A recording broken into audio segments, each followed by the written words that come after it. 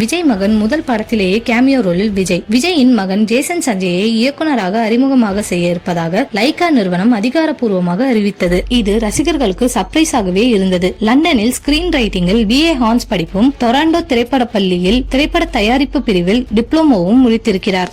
வேட்டைக்காரன் படத்தின் ஓபனிங் பாடலான நான் அடிச்சா தாங்க மாட்ட பாடலில் விஜயுடன் இணைந்து சில வினாடிகள் தோன்றி டான்ஸ் ஆடி நன்கு பரிச்சயமானார் அவரது மகன் சஞ்சய். அப்போது சிறுவனாக இருந்த சஞ்சய் இப்போது லண்டனில் ஸ்கிரீன் ரைட்டிங்கில் BA ஹான்ஸ் படிப்பும், டொரண்டோ திரைப்பட பள்ளியில் திரைப்பட தயாரிப்பு பிரிவில் டிப்ளமோவும் முடித்திருக்கிறார்.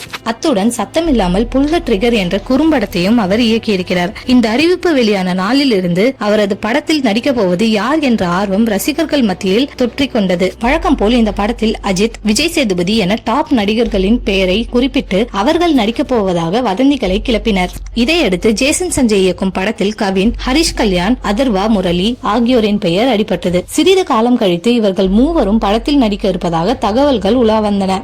இப்போது அந்த படத்தில் நடிகர் கவினிடம் பேச்சுவார்த்தை நடந்தது பற்றி வெளியாகிவிட்டது. விரைவில் சஞ்சய் இயக்கத்தில் யார் நடிக்கப் போகிறார்கள் என்பதை அதிகாரப்பூர்வமாக வெளியிடுவார்கள். இன்னொரு ஸ்பெஷலாக பிரபல நடிகர் கேமியோவில் நடிக்க இருக்கிறாராம். விஜயாக கூட இருக்கலாம் என கூறப்படுகிறது. இது மட்டும் நடந்தால் முதல் படத்திலேயே விஜயை இயக்கும் வாய்ப்பை சஞ்சய் பெறுவார்.